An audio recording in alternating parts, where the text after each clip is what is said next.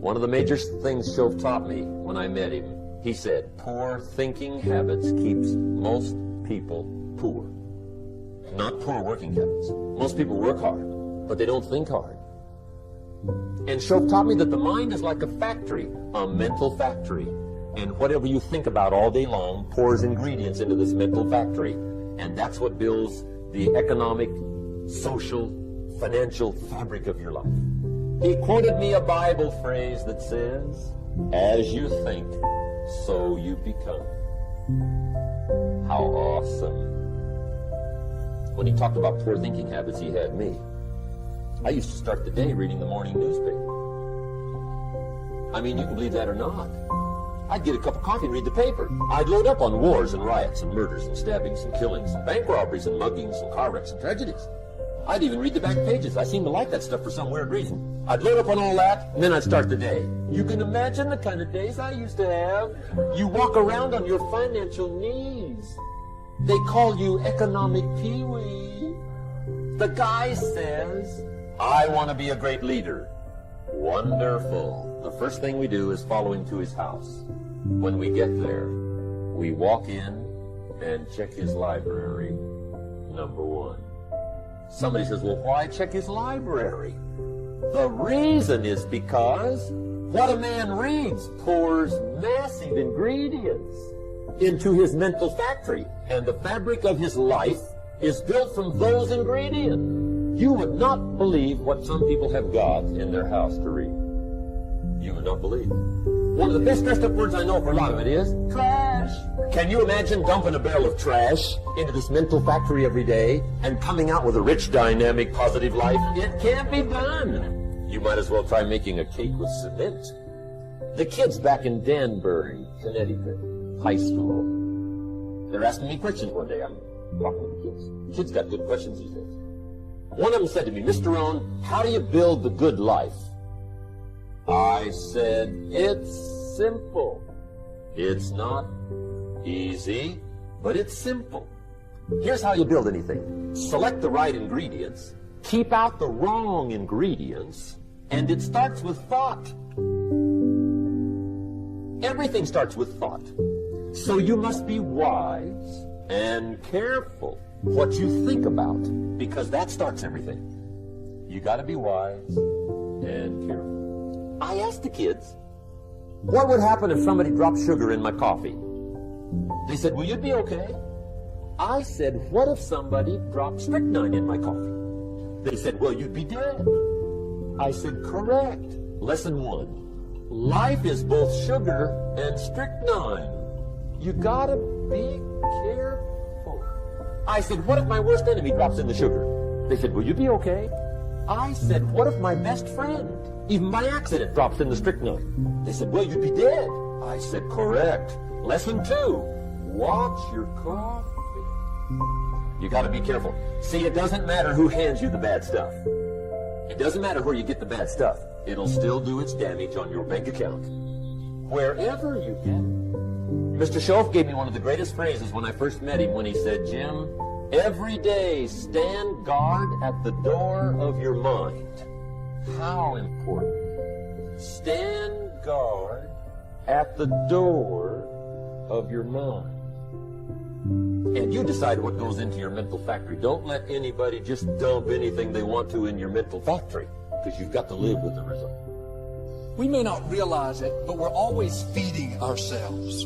What we watch, listen to, people we're around, the thoughts we're dwelling on, that's feeding our inner man. If you go to lunch with people that talk bad about the boss, make fun of a coworker, put down a friend, they're feeding you gossip, feeding you jealousy, feeding you disrespect. Here's the key. Whatever you feed is going to grow. You may not like what they're feeding you. You're a nice person. But if you continue to hang around them, before long, you'll be gossiping. You'll be critical. You'll be disrespectful. Why? Because you kept feeding the wrong things. If you're always feeding negative thoughts, thinking, I'll never get well, I'll never meet the right person, you're feeding doubt, feeding mediocrity, feeding fear. A man told me how he spent years of his life on drugs and alcohol. It had ruined his marriage. He wasn't there for his children. Now he was so down on himself, so discouraged. What was he doing? Feeding the guilt, feeding the regret, feeding the blame. If you feed guilt, it's going to get bigger. If you feed fear, it's going to become larger. What if you spent that same energy feeding your faith, feeding your hopes, feeding your dreams? What are you allowing in your spirit? The people you're spending time with, the thoughts you're dwelling on all day, is that inspiring you, building your faith, pushing you towards your dreams? Or is it junk food, feeding you guilt, mediocrity, negativity, causing you to compromise? A friend of mine was diagnosed with a serious illness. The doctor put him on a very strict diet. He couldn't eat any sugar, any flour, any meat. It was only raw vegetables, nuts, grains, very limited. I asked him if he was going to do it. He said, "What do you mean, am I going to do it? I don't have a choice. My life depends on it." Today, I'm putting you on a new diet. Not physically, but for your inner man. No more junk food. No more dwelling on thoughts of worry, fear, I don't have what it takes. No more hanging around people that are feeding you negativity, causing you to compromise. No more guilt, condemnation, I'm all washed up. Your prescription is for faith food. Feed your hopes, feed your dreams, feed your confidence, feed your destiny. Well, Joel, I'm not that talented. I don't have a good personality. I'm not as attractive as my friend. Quit feeding the insecurity. That's not on your diet. Your diet is what God says about you. I am fearfully and wonderfully made. I am one of a kind, a masterpiece made in the image of God. When you feed your value will get stronger. You feed your faith like that. What's happening is the doubt is getting weaker and weaker. Before long, you'll starve to death. I have some flowers in my backyard. One summer, it was very dry and, of course, very hot here in Houston. The sprinkler system couldn't keep up. So every afternoon, I'd go out and water those flowers with my hose. About 40 feet away over in the corner, there were a bunch of weeds, a couple feet tall. I noticed a few weeks later, all those weeds had died off. They didn't have any water. My flowers were just as beautiful as can be.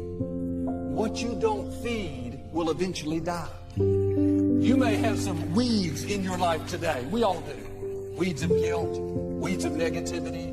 Don't be alarmed by the weeds. Just don't make the mistake of watering the weeds.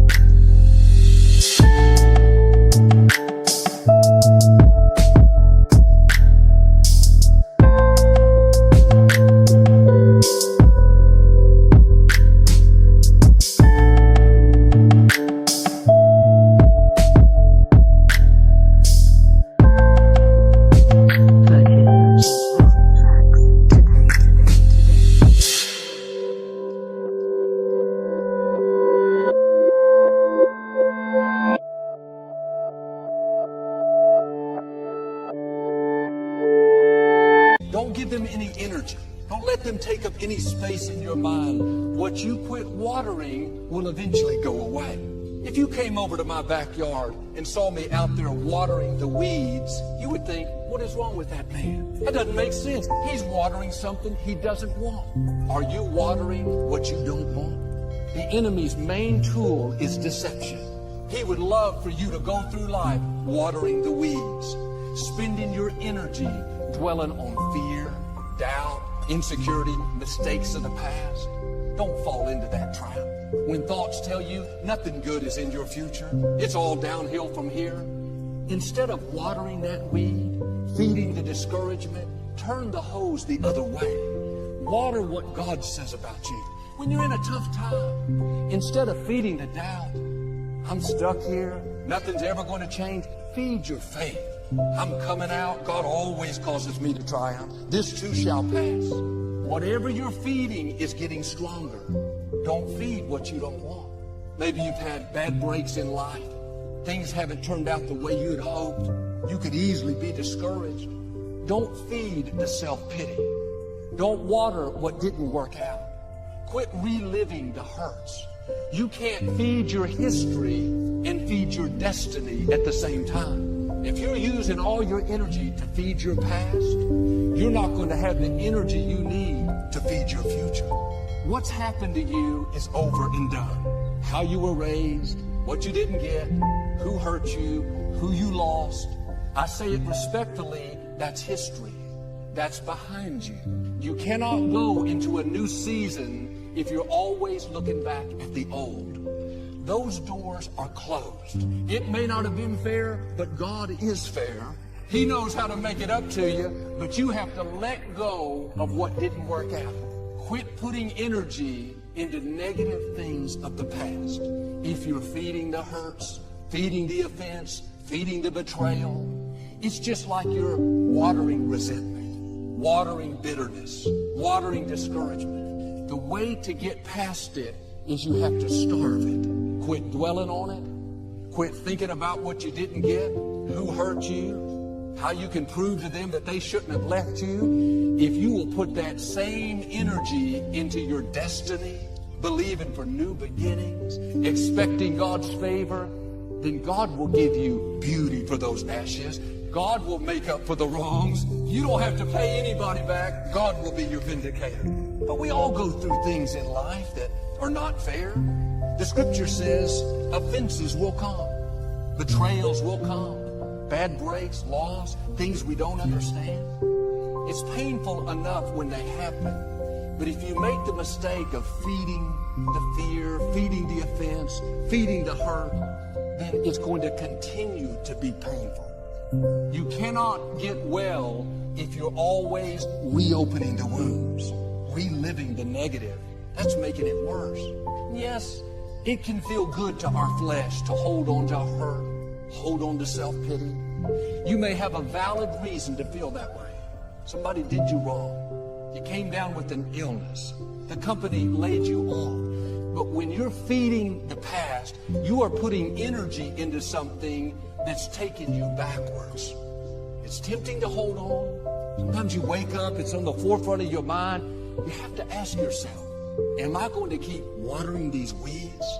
Am I going to keep putting energy into something that's taking me the wrong direction? How long are you going to mourn? How long are you going to feed your history? How long are you going to put energy into something that's taking you the wrong direction? Yes, there's a season of mourning. When you go through a loss, disappointment, you don't have to be superhuman. When you never feel anything, you never have a down moment, but you can't let a season of mourning turn into a lifetime of mourning. At some point, you have to say, yes, I'm disappointed. Yes, I'm hurt. A prayer didn't get answered the way I'd hoped, but this is a new day. I'm not feeding my history anymore.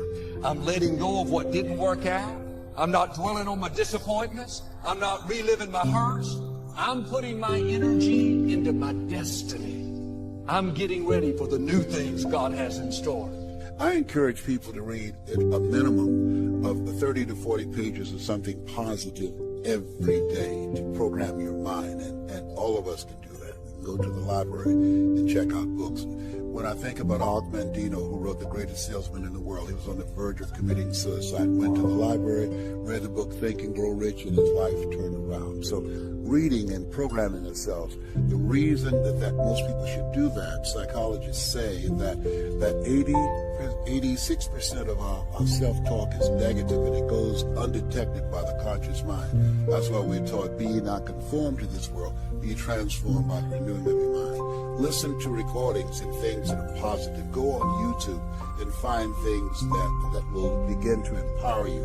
And minimize distractions in your life. We have so many distractions. The weapons of mass distractions cause most people not to begin to live their lives from the inside out, but from the outside in. You know, there's an African proverb that said, if there's no enemy within, the enemy outside can do us no harm.